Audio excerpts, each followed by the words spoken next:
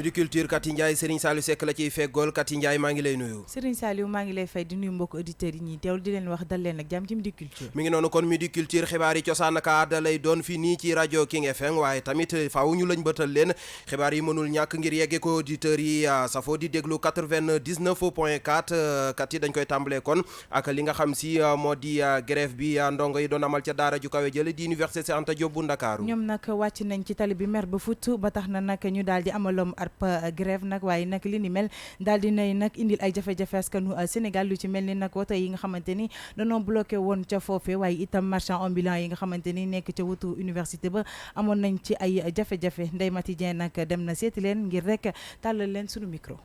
waaw grand ça va.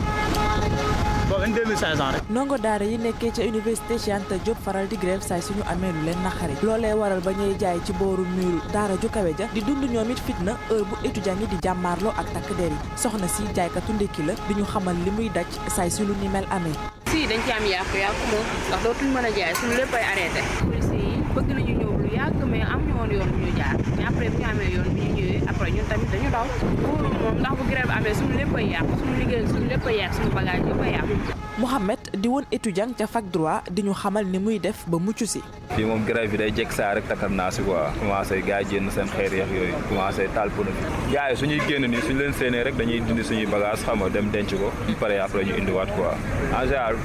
su grève bi méttee ba métti nii suñuy dóor duñu xool quoi dañuy ñëw rek dóor te booy tamit suñuy sànni xeer duñu xool wax dëgg yàlla fii moom du milieu jaayukaay parce que milieu étudiant lañu wax mais amuñu fuñ feneen quoi. mu wute lool ak ñaar ñi ñu njëkk a taseel Dame Samb ne yëngu-yëngu yi étudiant yi di amal yàqalu ko lenn ci liggéeyam.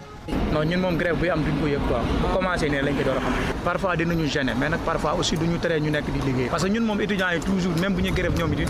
ñun moom vraiment dañuy sóoraale quoi yàqaluñu dara wax dëgg yàlla ñu ngi bàyyi xel bu baax moom wax dëgg yàlla parce que ñun moom vraiment yàqaluñu moom xëy na nag moom diggante ay xeer ak ay lacrymogène moom bu ñuy jóg maanaam zone de danger ngay nekk quoi waaye nag wax dëgg yàlla étudiants yi moom yàqaluñu. jaaykat ya nekkee ca wetu université Cheikh Anta Diop di dund fitna heure bu ndongo yi meree wante terewul ba tey ñu ne seen xel demul sax ci jóge ci bërëb yooyee ndax seen teraanga fa la nekk.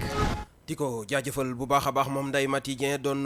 defalub reportage kon foofee ca daara ju kawe ja di université Cheikh Anta Diop dañuy wëyal xibaar yi wax ci leneen ak koor gi nga xam si daanaka ñaari fan rek tere mu nuyoo si. loolee rek moom moo daal di des nag mu daal di agsi ba tax na jigéen ñi fi mu nekk nii na nga ca marché ba di dem nag ngir rek wut ay ndab yu bees jaaykat yi tamit kontaan nañu ci bu baax a baax na jàpp nañu ni weeru koor gi ci la ñuy gën a mën a jaay nag li nga xamante ni moom moo di seenub ndab Fatou Sow dem na seeti leen. ay jigéen yu baax yi lañ fekk ci biir magasin bi ku nekk di tànn la nga bëgg li ci mel ni marmite tasse plate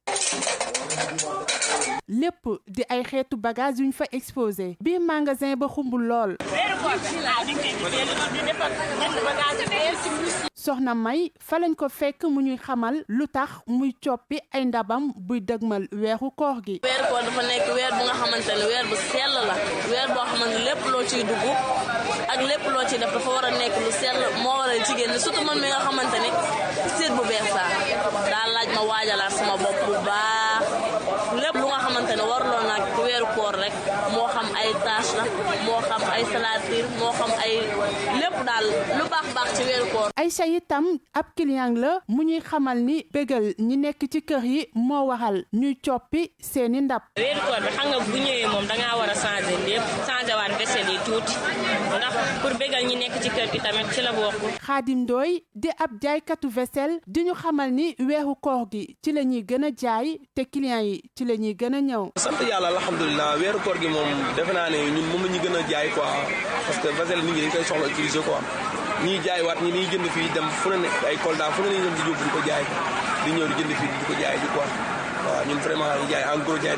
alhamdulilah ki yaay ñëw baax moom ñëw baax. weeru koor doon weer bu bari ay ngëneel lool ba tax na àdduna bi yépp di ko waajal ci fànn bu nekk sunu mbokku jigéen yi ñoom taamu ci coppiteg jumtukaayu waañ yi. cant ak ngërëm ñeel na la bu baax a baax kon Fatou Sow doon defalub reportage jëmale ko ci koor gi nga xam si daanaka léegi ñu tàbb ci dañuy wax mbokk yi kon ci wàllum njàng ak njàngale rawatina xibaar bi juddu ni ki démb ak léegi jëm ci kon école boo xam si école catholique la nekk fii nii ci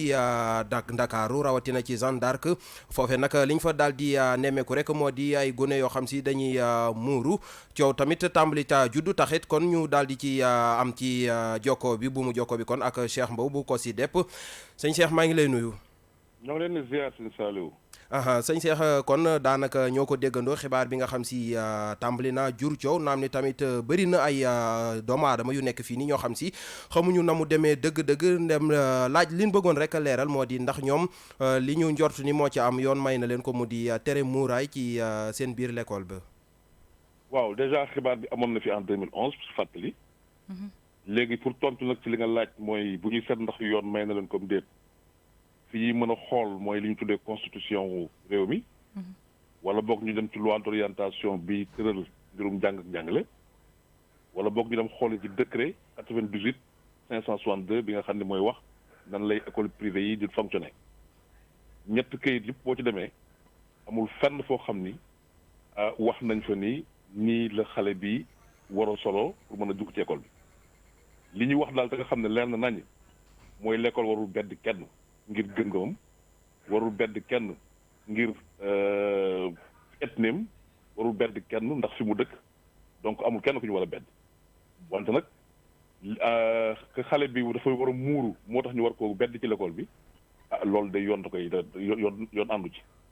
xale bi dafay sol croix moo tax ñu war koo bedd ci l'école bi loolu yoon àndu ci que dafay sol yëre Baay Faal moo tax ñu koy génnee loolu yoon àndu ci li ñu mën a nangu daal mooy xale moom buy ñëw ci l'école liñ ci bëgg mooy mu xam ne l'école Sénégal la bu ndaw dana fa dajeek ñeneen xam ne muy mën a defanteeg ñoom mu xam ne it l'école boo fa nekkee li am solo mooy nga pare pour jàng di sol nag lu jot sol lu normal lu correct lu set donc loolu daal li nga xam ne mooy li nga xam ne gis nañ ko ci lépp loo xam ne yoon tëral na ko kon daal li am moom jàpp nañ ni incha allahu rabbi xëy na église sax dana waxal boppam ak ñaar ñett nit di ko def pour que loolu mën fee génn ndax waru ñoo am l'école boo xam ne dafay bedd kenn ku mënti doon muy école privée muy école publique muy école buy jaar ci alxuraan wala buy jaar ci catholique voilà. jërëjëf Cheikh Mbow nekk kon njiitul COSYDEP di ko jaajëfal bu baax a baax doon andi ay leeral rek jëmale ko ci coow li tàmbalee juddu jëm ci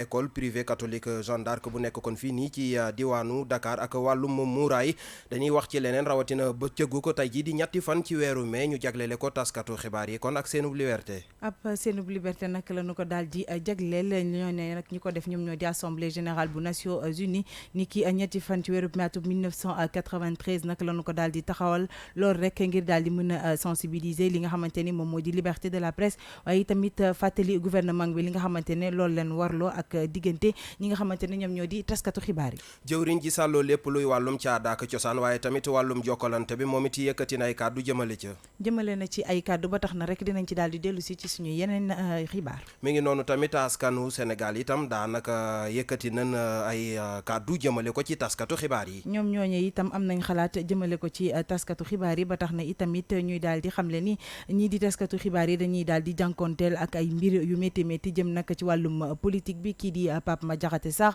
moom moo leen tàllal suñu micro. Parfois dañ leen di xoxotal mais à un moment donné nguur gi day obligé reculer face à la pression de la population ou bien même des organisations donc mën nañu wax ne daal que malgré que ce n'est pas acquis à 100% am na benn jéego boo xamante ne ni Sénégal am na ko si liberté de la presse surtout quand il s'agit des questions politiques parce que man fi may gisee ne fi ñu leen di gën a xoxotalee mooy sur les questions politiques. libre na ngay rafetlu bu baax a baax non ici c'est la liberté d'expression je pense yaakaar naa moom actuellement nii amu fi moom si démocratie yaakaar naa moo fi mën a reñaa daa mel ni moom libre na de waaw ñooy def seen liggéey comme ni ñu ko war a defee quoi. waaw presse de temps en temps ñu am problème liberté ndax mën nañu wax loo xam ne peut-être ils n'ont pas fait leur compréhension pour exprimer leur position. Bon, je pense pas que mu ngi def liggéeyam sans pression d'autant vu que certains patrons de presse yi souvent ils sont dans des mouvements politiques affaire yooyu noonu te loolu mën na nekk benn influence wala benn affaire bu ñuy teg seen kaw quoi pour yéen ñu mun si dëgg seen tànk ñu bañ a jox nit yi information bi nga xam ni la juste réalité quoi de ce fait léegi boobaa information bi du nekk loo xam ni dina crédible à 100%. mi ngi noonu kon nekkoon xalaatum ñenn ci askan wi jëmale ko ci taskatu xibaar yeeg bés bi ñu leen jagleele tey doon àddoo kon ci micro sunu naataango Pape Madiakhaté Sarr ngeen di wéy di déglu Midi Culture ci King FM 12h12.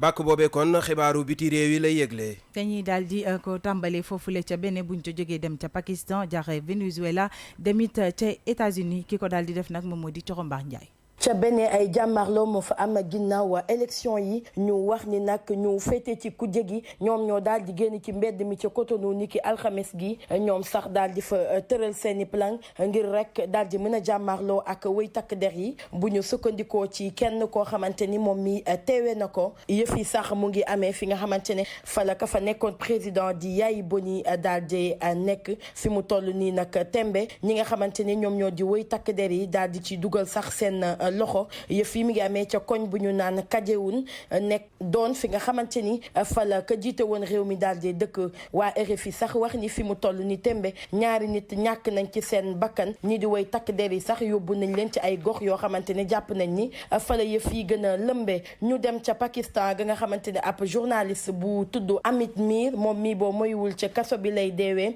naam sax tey la bés bi nga xamante ni moom la ñu jagle lépp lu jëm ci wàllu liberté de la presse ñoom waa Pakistan ñoom mel na ni dañu cee dellu ginnaaw ñu wax ni sax diggante daaw di atum 2018 ak ren ñoom ñàkk nañ ñetti place ci classement mondial bu jëm ci wàllu liberté de la presse ñoom sax daal di egg ci 142e ñoom sax daal di nekk ci téeméer ak ñeent fukk ak ñaareelu position bi ci ñeent fukk ak juróom-ñett ci ay dëkk ñenn ci ay taskatu xibaar sax ñaawlu yenn ci ay agression ak i xoxatal yoo xamante ni ñoom ñii ñu ngi koy dund ñu fàttali ne taskatu xibaar bi di Amit Mir moom ab talk show buy wax ci wàllu politique la daan wax ci ab chaîne privée bu tudd Geo News moom sax ci atum 2012 la ci daal di am ay jafe-jafe ci atum 2014 itamit moom mile daal di nañ ko waat attaqué ba mu jot ci sax juróom benn bal ci yaramam booboog léegi sax moom Amit Mir du dugg ci lu dul oto bu ñu blindé naka noonu daal di ànd ak ay garde corps ñu dem ca Venezuela gi nga xamante ni kii di Juan Guaido moom dafay woote ci wàllu grève générale kii di Maduro moom di woowaat ñi nga xamante ni rek ñoom ñoo di ay nitam moom mile daal di jël ay kaddu moom mi la daal di jël kaddu ci kanamu ay soldats moom président bu Venezuela di Nicolás Maduro génn na ci télévision ngir ñaawlu ñenn ñi muy woowee ay traîtres wala ay putschistes moom mi sax wax ni moom mi la dina leen daal di punir ginnaaw ab tentative boo xamante ni jéemoon nañu ko te mujjul antu ngir rek daal di yëkkati kujje gi ñu wax ni sax Juan Guaido moom mi la yëf yi mel na ni bankagul ay loxoom ndax mi ngi woote ab grève générale ginnaaw bi nga xamee ni ñenn ci ñi doon manifester daal di fa andi sax ay jàmmarlo ñoom ñi lay ñi ngi leen doon jéem a teg loxo ñu wax ni nag ñaari opposant yoo xamante ni ñoom ànduñu ak Maduro faat nañu leen ci benn bés bi loolu sax tax ba ñi ñàkk seen bakkan yegg ci ñeent ci ñi nga xamante ne ñoom ñoo di opposant yi fi mu toll nii nag tembe ñii di étudiants yi ñoo gën a nekk ci mbedd mi ñoo jeexalee ko ca États-Unis ga nga xamante ne Facebook dafa daal di tëj ay compte ci ay personnalité yu bari Facebook sax ñoom daal di wax ni ñii dootuñu mën a duggati ci bile réseau jeex na tàkk ñu wax ni sax ñii dañoo am taxawaay bu am solo foofu la ca Amérique ngir rek daal di mën a tuumaal nguur gi lu jëm ci wàllu antisémitisme naka noonu wàllu racisme ak wàllu complot ñu wax ne sax ci ñoom ki nga xamante ne moom moo di Louis Farrakhan di leader bu organisation nationale bi tënku ci wàllu islam moom bokk na ci naka noonu ki nga xamante ne moom moo di Alex Jones moom di fondateur site bi la di Infowars nga xam ni sax Facebook yàgg nañ leen di tuumaal ne ñoom jéemuñu dara rek ngir ñi nga xamante ne ñoom ñooy dugal lu dëppoowul ak yoon rawatina ci wàllu diine ñu mën leen a xeex ñoom Facebook daal di wax ni yàgg nañoo taxaw ci bëgg lu ni mel daal di fi jóge loolu sax tax ba ñoom ñi le ñu daal di tëj yii loolu sax tax ñoom ñi le ñu daal di tëj yi le compte cant ak ngërëm ñeel ko bu baax moom Coro Mbaar Ndiaye doon faram fàcceel kon xibaaru biti réew yi ñu xooli tàggat yaram. Tout de suite, le sport. Now, sports. mi ngi noonu kon tàggat yaram benn ponk lay doon ak Coupe d'Afrique des Nations atum 2019 bi ñu nekk Sénégal nag ñu bëri li ñu jàpp moo di favori la ca. ki ko daal di xamle moom moo di ancien international di wuyoo ci turu Ilunga waaye nag kii di doyen Abdoulaye Diaw nag daal di nay dëggal kàddu yooyu jàpp ne Sénégal nag lii ñu ko daal di jàppee ni mën na bokk ci équipe favorite ci CAN 2019 bi lu ko mën a njëmal ca kanam la ba tax na rek dañ leen di bàyyi ngeen teewlu ko. moom laa wax ni il faut assumer waxtaan dafa am jamono ju nga xamee ni Mamadou Fall dana am jamono ju nga xamee ni waxtaan moo gën dem entraînement ay Sénégalais wax nañ ko ba pare soo gisee théorie bi Mamadou Fall ci théorie bi ñu dul africain sax nee nañu ren Sénégal parce que xam nga dara gënul dëgg statistique lan moo di statistique li nga def yëpp si nga jaar yëpp Aliou Cissé mi ngi en équipe nationale depuis mars 2015 lay jël équipe nationale mi ngi ni di dugg ñeenteelu atam je touche du bois pour Aliou soo ko xoolee Aliou Cissé mars 2015 3 ans et quelques mi ngi ni di dugg ñeenteelu atam ci 2019 bi mi ngi ci à plus de 30 matchs mi ngi ci diggante 35 ak 37 matchs. mi ngi noonu kon nekkoon kàddu yi doyen Abdoulaye Diaw nekk chroniqueur sportif doon jokkoo ak Modou Fall ñu bil leen pàcc bi nu jaglelee cosaan ak aada. xibaaru caada yu wér te wóor. tàmbalee ak li nga xam si moo di centre culturel Maurice Guèye ba nekk ca Tëngéej. ñoom ñi leen nag jamono ji ña ngay daal di jànkonteel ak jafe-jafe yu métti ba tax na nag ñi ngi xam le ni seen place ca wàllum secteur culturel ba tey ji mënuñu ko daal di am ñii di acteur nekk ca département ba nag ñu ngi daal di ñaaw la li nga xamante ni moom la ñuy daal di doxalee structure boobule ba tax na Momar Ndaw def na ab reportage ci mbir mi.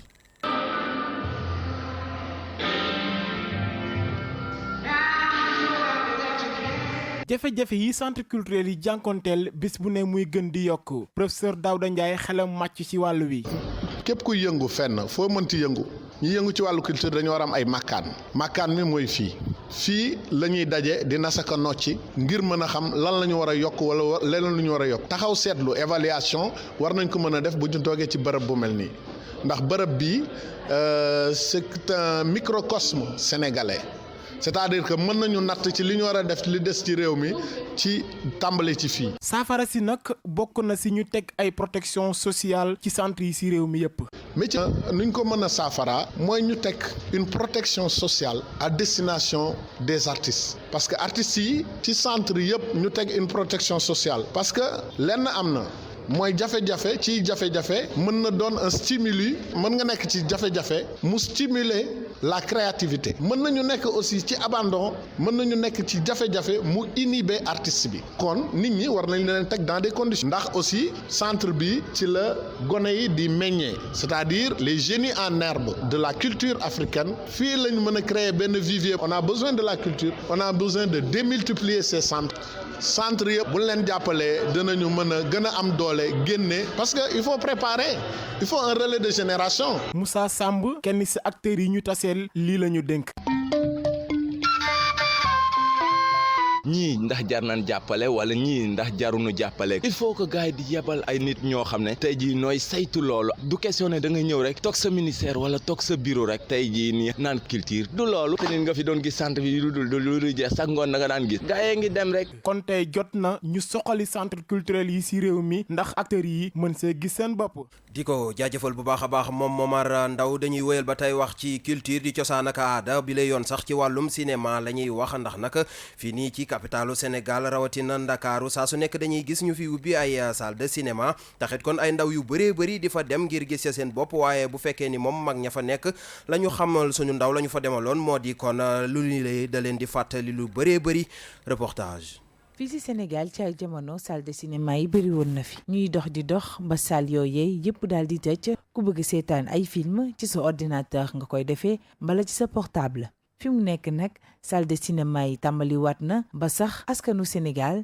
daal di koy tàmm lool xale bu góor bi di wuyoo ci turu El Hadji Malick Thioub mu ngi ñuy jox xalaatam ci mbir mi. waaw temps yi nag salle de cinéma yi commencé naa tijjiwaat comme ay Canal Olympia wala bu Ousmane Sembène. c'est vrai que ins bi baax na fi parce que gëjoon na fi am quand même yàgg na boo xoolee Dakar bari woon na ay cinéma ay temps ay ville ay El Mansour yooyu noonu au fur et à mesure gars yi dañ ko commencé woon bàyyi dem seetaan ni film cinéma jar na ko parce que bokkul que nga toog sa kër nii jàkkaaroog sa télé di seetaan cinéma bi beneen affaire la beneen ambiance ngay am ak yeneen yëg-yëg yoo xamante ni bokkul quoi man noonu laa ko gisee actuellement. Ndeyastou Sow moom it di fellu El Hadji Malick Thioub teg si di xamle ni salle de cinéma yi am na fi njëriñ ndax dina tax xale yi wàññi plage yi boole ko di gën a dëgëral diggante nit ñi ndax dañuy ànd di dem di seetaani. ndax cinéma yi ba mu raaree woon mu commencé kenn gisatu ko cinéma yi di pare xale dañ doon préféré dem plage te plage dafa am ay conséquences da ngay dégg noyade yeeg yooyu noonu xale di dem ci boîte yi di dem fu nekk mais léegi ñun dinañ mën a am temps pour dem ci salle de cinéma yi seetaan ay cinéma mën nañ ànd ak suñuy parents mën nañ ànd ak suñuy frères ak sœurs mën nañ ànd ak suñuy xarit tamit donc loolu lu baax la voilà dina am benn routine boo xam ne jeunes yi mën nañ ci jàpp te bu gën a yokk tamit ñu gën ko modéré dinañu amal njëriñ torop sunu papa ji di wuyoo ci turu Michel mi ngi fàttali ko ay jamonoom duñu xamal ni xale yi dundatuñu ndax salle de cinéma yi ba njëkkoon ay retrouvailles la woon. jamono boobu moo dàqoon di parce que bu njëkk da nga doon dem cinéma boo demee ñaari film la woon léegi après boo demee ba ci digg bi nag am na loolu ñu doon wax entracte nga génn nag di jënd ay bonbon ay tàngal ay kii yooyu quoi vrai de noces la woon see la woon ñëpp fa lañ doon daje nag temps boobu nag la cinéma neexoon retrouvailles la woon mais vidéo yi yëpp yàq nañu lépp yéen xale yi dundatu leen loolu même ñun suñu temps du ñu doon see Dakar par exemple cinéma yi tabaar fakal la nga dem ci cinéma yi tabaar fakal la foofu daal ndaje la woon quoi bu jëkk ci fàttaliku gi rek papa Michel duñu xamal ñaata salle de cinéma moo fi amoon ak film yuñ doon gën a seetaan ci seeni jamono. loolu mën naa la ci nette lu bari nag temps wu par exemple léegi Samson et Dalila temps wu Godzilla ak yooyu temps wu l'homme colosse ak yooyu yëpp tout quoi Hercule à la conquête de l'Atlantide temps yooyu loolu dafa neexoon temps yooyu nga doon gis jeune yeeg yooyu quoi neexoon na trop mbir moom c'était bon nombre de cinéma yi baroon nañ boo xooloon par exemple Dakar amoon na le Paris foofu moo doon high tech bi man ci laa doon dem parce que high tech laa woon bon après boo fa jógee nag man nga dem Plaza tamit ci high tech la woon après nga dem Vogue boo jógee Vogue man nga dem ABC loolu moo doon plateau boo jógee nag après man nga dem El Mansour man nga dem Rio man nga dem Liberté man nga dem Alakbar même banlieue bi sax amoon na cinéma bu njëkk quoi Dakar gépp cinéma la woon ñun xam nga ñun nous étions des hommes de culture quoi nous étions les enfants de Senghor quoi du ñoo mënoon jàng nag ñun temps boobu cinéma neexoon na trop nag. toog nañ ay ati at gisuñu salle de cinéma fii ci Dakar fi mu nekk nii nag salle de cinéma yi tàmbali war nañu ubbi di gën a wóolu seen bopp ndax ndawu Sénégal gi tàmm nañu ko jàpp nañu ni itamit dem seetaani film ci salle de cinéma mënut a bokk ak toog ci sa ordinateur di ko seetaan ba tax na mag ñeeg ndaw ñi yëpp kontaan nañu ci am salle de cinéma yu bees fii ci Sénégal. Kati Ndiaye dañuy wéyal kon wax ci ñetti fan ci weeru mai bi ñu nekk doon na leen ko jundu sànq jëwrin ji yore wàllum aada ak cosaan yëkkati na ay kàddu jëmale ca. yëkkati na ay kàddu jëmale ci li ni mel ndaxte li nga xamante ni moom mooy di journée mondiale de la liberté de la presse nag doon na ab occasion goo xamante ni ñiy yëngu ci wàllu mi nag daal dinañu dajaloo rek ngir xool nag li nga xamante ni moom mooy di lënc yi nekk ci biir média yi waaye itamit xool liggéeykat yi ci biir ba tax na sax lañ ca gën a nemmeeku moom moo di yéexintal yi nga xamante ni moom moo nekk ci wàllum application bu code bu bees de la presse bi nga xam ne ñu ngi koy xaarandi ba tax na kii di Abdoulaye Diop nekk ministre de la culture et de la communication mu ngi ci micro wu Koumba Ba. C'est aussi l'occasion de magnifier l'engagement. bés bi ñuy màggal li nga xam ne moom mooy liberté de la presse dafay doon ak prox ndollu ngir ñu jaajëfal ci góor ak jigéen ñëpp ñi nga xam ne ñu nga yëngatu ci wàllum presse di jox xibaar askan wi ci lu leer te wóor bés bi tamit dafa doon ab occasion ngir ñu wax ci liberté bi nga xam ne constitution mooy suñuy charte réew daal na koy may képp koo xam ne bëgg nga daal di sóobu ci li nga xam ne moom mooy presse ñu daal di la koy may ci nu mu gën a yombee njiitu réew mi Macky Sall sax ci bésub fête du travail ci cahier de doléances yi daal nay xamle ne daañu def lépp lu ci war ngir li nga xam ne moom mooy milieu taskatu xibaar yi ñu daal di koy assainir lépp li nga xam ne bokk ci ñu daal di ko ciy dindi ngir mu mën a am ci anam yu mucc ayib charte yi nga xam ne sax war nañ ko signé yu ci mel ne nouvelle convention bi état bu Sénégal dina ci taxaw ba lépp daal di yemb. mi ngi noonu kon nekkoon kàddu yi ministre de la culture Abdoulaye Diop dañuy jàll ci ganu bés bi. Midi Culture ganu xibaar yi. ganu xibaar yi kon dañuy bàyyi kii Kati Ndiaye mu dalal Maxaali Njaak Ndoy. moom nag la ñu daal di dalal mu yëkkati ay kàddu nag jëmale ko ci jafe-jafe yi nga xamante ni taskatu xibaar yi ñu ngi koy daj nag ci fi nga xamante ni moom moo di fii ci Sénégal ba tax na ci occasion wu journée internationale de la liberté de la presse la yëkkati yile kàddu ñu daal di dalal suñu gan gi di Maxaali Ndoy. salaamaaleykum mbokk yi ñuy déglu ci King FM Dakar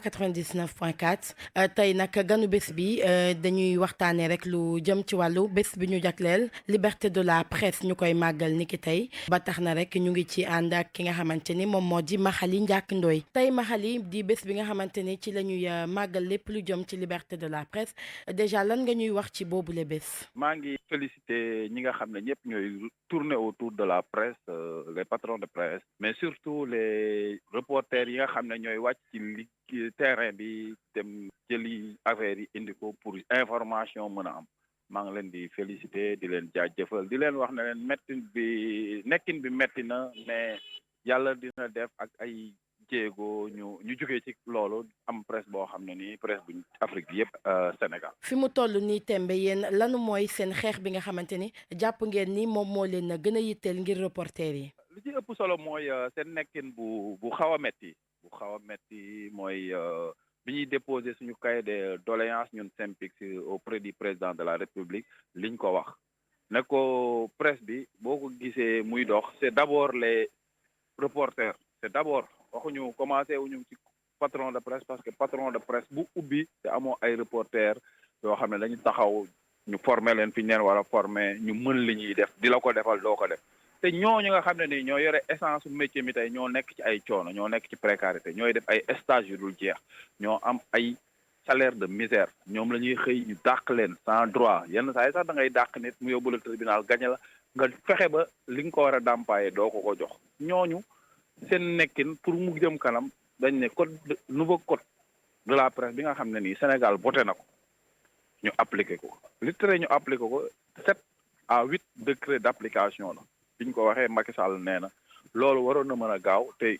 jaaxle na sax lu tax yegseegul ci table ñuy wax auteurs yi nga xam ne nii ñoom ñoo tax affaire bi càng fenn muy ministre de l'information wala ministre du travail ñu gaaw ci liggéey bi teg ko parce que lu am solo la loo xam ne nii ay dundu nit dañ cee dépendre parce que presse bi ni muy doxee ni mënul jëm kanam. ndax jàpp nga ni indépendance wala liberté de la presse bu ñu sukkandikoo ci li nga xamante ne moom nga fi wax yépp ci ay jafe-jafe te reporter yi di ko dund ndax jàpp nga ni dinañ ci gaaw a àgg bu ñu continuer ci li nga xamante ne moom moo di les conditions. liberté de la presse dafa ëmb ay affaires yu bëri. keroog bi Macky Sall di tontu dafa wax ne mën nañoo wax Sénégal lu nekk mais liberté de la presse am na fi. ma ne ko waa am na fi parce que du ñu Corée bi nga xam ne nii ci classement bi moo jël avant-Ndare mais tamit du ñu Norvège bi nga xam ne nii ci classement des 180 pays moom moo jël pays parce que président bi muy wax dafa jàpp ne liberté de la presse xaj na dafa yem ci wax lu la neex loolu damaa yaakaar ne mooy fànn bi nga xam ne nii moo gën a tuuti ci liberté de la presse. Liberté de la presse c'est des conditions de travail c'est un environnement sain c'est une régularisation d'entrée